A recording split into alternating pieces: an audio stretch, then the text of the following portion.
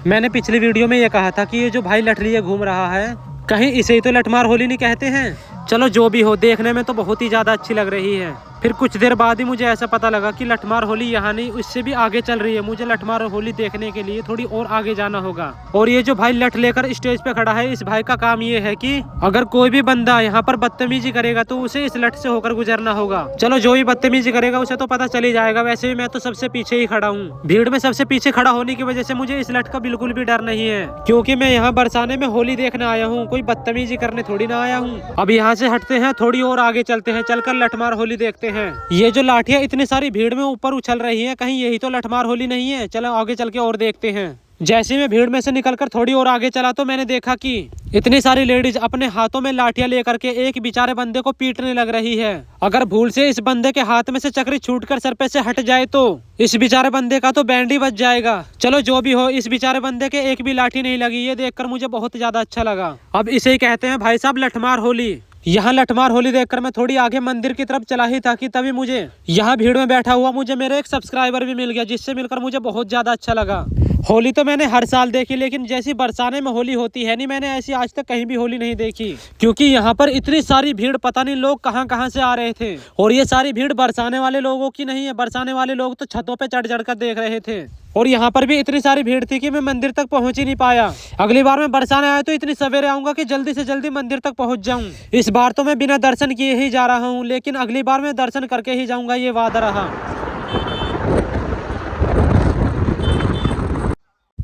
हम गाड़ी में सो कर ही टाइम काट रहे हैं, इतनी सारी भीड़ मिल रही है हमें। इतनी सारी भीड़ होने की वजह से हमें रूम तक भी नहीं मिल रहे हैं। हम जहाँ भी जाते हैं हमसे पहले लोगों की भीड़ पहुंच जाती है वहां पर, फिर हम सबको गाड़ी में रहकर ही रात गुजारनी पड़ती है।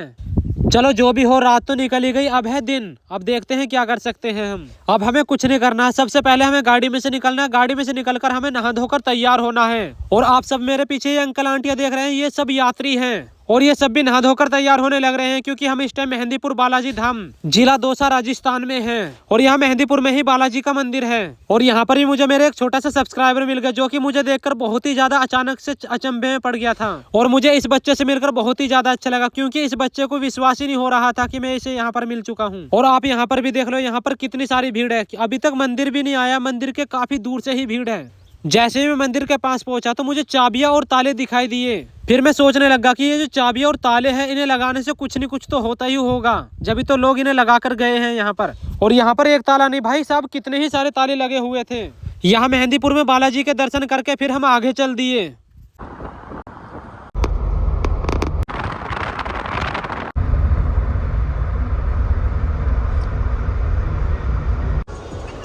अब तक हम जयपुर पहुंच चुके थे और जयपुर में ही मैंने ये देखा चक्र, जिस पे अहिंसा लिख रहा था। अहिंसा का मतलब कि लड़ाई झगड़ा किसी से नहीं करना है। और जयपुर से निकलकर जैसे ही हम खाटू श्याम की तरफ चले तो हमें बहुत सारे भंडारे दिखने लगे, जहां पर रुककर हम भी भंडारे में शामिल हो गए और भंडारी की लाइन में लगकर हम भी इसी भंडारे की लाइन में लगकर भोजन खाने की तैयारी करने लगे। और ये भंडारा सड़क के किनारे ही चल रहा था, जहाँ पर रुक रुक कर बहुत सारी जनता भोजन खा रही थी। तो हम भी क्यों पीछे रहे, हम भी भंडारा खाएंगे। और यहाँ पर ये भी लिख रहा था कि भोजन प्रसादी झूठा ना छोड़े। और ये एकदम बिल्कुल सही बात है कि जितना इंसान को खाना है बस उतना ही खाना लेना चाहिए। और यहाँ पर भंडारे वाली तो फीलिंग आ ही नहीं रही थी, जहाँ कहीं पर रसगुल्ले है, कहीं पर कड़ी पकौड़े हैं और दाल है। दाल से आगे चला तो जीरा राइस है, भेल पूरी है और भी बहुत कुछ है। दही पापड़ी है, अंकुरित चाट है, दही है, जलेबी है, चटनी है, कोफ्ता है, छोले भटूरे हैं, चाय है और भी बहुत कुछ है, जो कि यहाँ पर लिख रहा है, आप पढ़ सकते हो।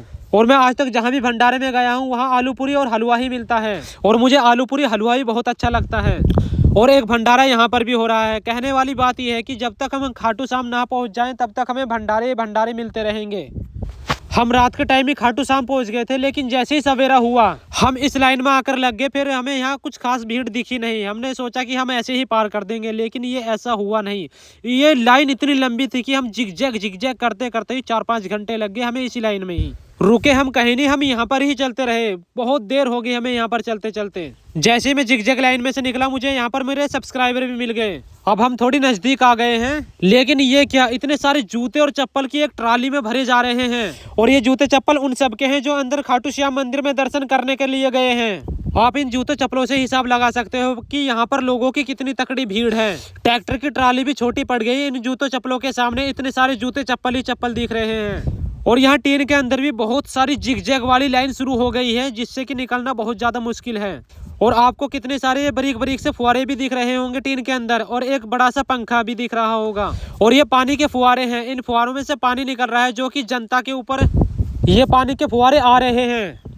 अब कम से कम 5-6 घंटे हो गए, अब जाकर मुझे खाटू श्याम जी के मंदिर के दर्शन हुए हैं। और हमें यहाँ जाना है खाटू श्याम जी के मंदिर के अंदर। और यहाँ पर 9 देवियों के रूप हैं। जैसे मैं खाटू श्याम जी के मंदिर के अंदर आया तो मुझे इतनी सारी सजावट देखने को मिली, और इतनी सारी सजावट देखकर बहुत ज्यादा अच्छा लग रहा था। लेकिन खाटू श्याम जी के मंदिर के अंदर किसी को भी 1 मिनट नहीं रुकने दे रहे थे।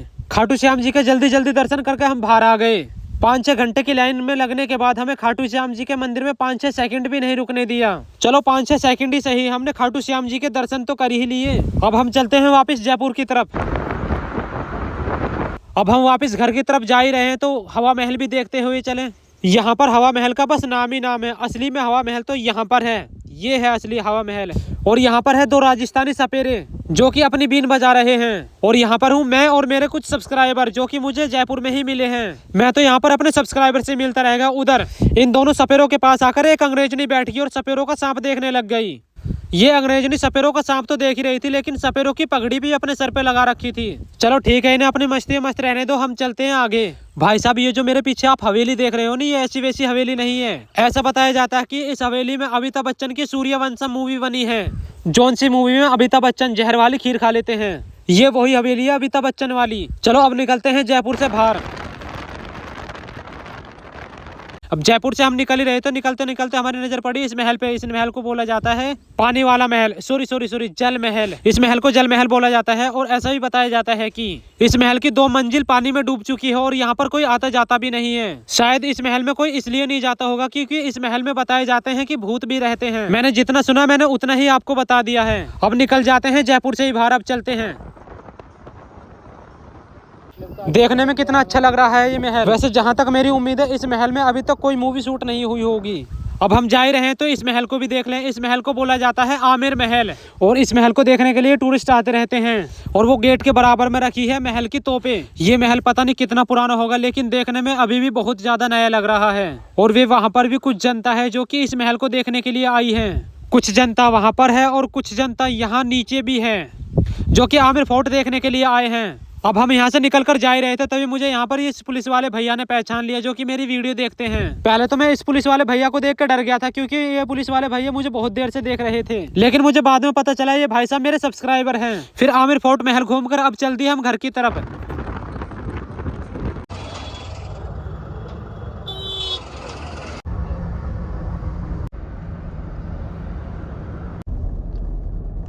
घर पहुंचते पहुंचते हमें रात हो गई, लेकिन अभी तक हम घर नहीं पहुंच पाए। लगभग बहुत रात हो चुकी थी जब तक हम घर पर आ चुके थे। फिर हमें हरिभान भैया और प्रशांत भाई घर पर छोड़कर अपने घर मुजफ्फरनगर जाने लगे। हरि भैया के जाने के बाद फिर हम भी वापस घर में आ गए। पूरा दिन सफर कर करके मैं भी थक चुका था, तो मैं भी अपने घर में आकर सो गया।